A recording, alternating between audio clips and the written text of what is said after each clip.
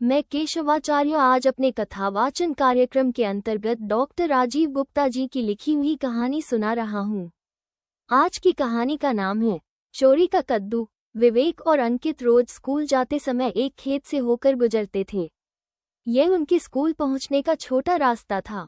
यदि वे सड़क से होकर जाते तो उन्हें लंबा चक्कर लगाना पड़ता। कई दिनों से वे खेतों में लगे कद्दुओं को देख रहे थे। एक कद्दू मेंढ के बिल्कुल नजदीक लगा था। वो धीरे धीरे काफी बड़ा हो गया। इस गोल मटोल कद्दू को देखकर एक दिन विवेक ने अंकित से कहा, अगर यह कद्दू हम लोग ले जाकर दिवाकर सर को दे तो वे बहुत खुश होंगे। हाँ, तुम ठीक कह रहे हो। वैसे भी परीक्षा पास आ रही है। हमें अपने टीचर को खुश रखना चाहिए, जिससे वे हमें अधिक नंबर दे। अंकित ने उसकी बात का समर्थन करते हुए कहा। दिवाकर सर उन दोनों को मैथ पढ़ाते थे और वे दोनों मैथ में ही बहुत कमजोर थे। दोनों दोस्त कई दिनों तक सोच विचार करते रहे। वे खेत के मालिक पर भी निगाह रखे रहे कि वो कब खेत पर मौजूद रहता है और कब नहीं। आखिर दोनों ने निश्चय किया कि सुबह सुबह जब वे दिवाकर सर से ट्यूशन पढ़ने जाते हैं तभी वे इस कद्दू को ले जाकर उन्हें देंगे। बस फिर क्या था, योजनानुसार एक दिन पहले ही उन्होंने ब्लेड से कद्दू को बेल से अलग कर लिया, जिससे समय पर कद्दू तोड़ने में झंझट न हो। दूसरे दिन समय से कुछ पहले ही वे लोग ट्यूशन पढ़ने घर से निकल पड़े। खेत में जाकर जैसे ही वे लोग कद्दू उठाकर चलने को हुए, न जाने कहां से खेत का मालिक आ टपका। उस समय कद्दू विवेक के हाथ में था। वो कद्दू अपने कंधे पर रखकर पूरी तेजी से वहां से भागा। उसके पीछे पीछे अमित भी था। कुछ दूर तक खेत के मालिक ने उसका पीछा किया, फिर रुक गया। वो उन दोनों को पहचान गया था।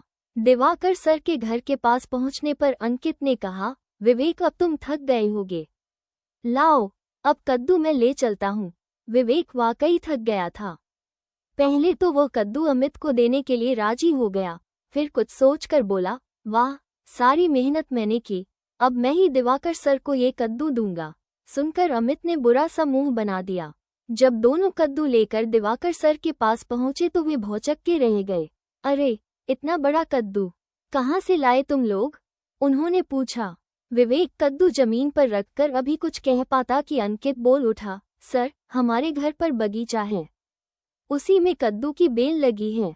बहुत सारे कद्दू आए हैं, तो हम लोगों ने सोचा कि एक कद्दू आपके लिए भी ले चले, लेकिन इतने बड़े कद्दू का मैं करूँगा क्या? खैर ले आए हो तो ठीक है, पर आगे से मेरे लिए कभी कोई चीज़ मत लाना। दिवाकर सर ने कहा ही था कि ठीक उसी समय खेत का मालिक भी वहां आ पहुंचा। उसने सारी बातें दिवाकर सर को बताईं। सुनकर वे बहुत नाराज हुए। छी छी, तुम दोनों ने चोरी की और मुझसे झूठ भी बोला। मालूम है कि तुम्हारी इस हरकत से मेरी और स्कूल की कितनी बदनामी होगी। क्या हम सब अध्यापक तुमको यही शिक्षा देते हैं? दिवाकर सर गुस्से से बोले। फिर खेतवाले से उनकी तरफ से माफी मांगते हुए कद्दू ले जाने के लिए कहा। ये सब देखकर विवेक और अंकित को बहुत ही शर्मिंदगी महसूस हुई। अब वे समझ गए थे कि उनके एक गलत कदम से कई अन्य लोगों की भी बदनामी होती है। उन दोनों ने कान पकड़कर सर से माफी मांगी और भविष्य में कभी भी चोरी न करने व झूठ न बोलने का वचन दिया। अब वे समझ गए थे कि केवल मेहनत करके ही सफलता पाई जा सकती है।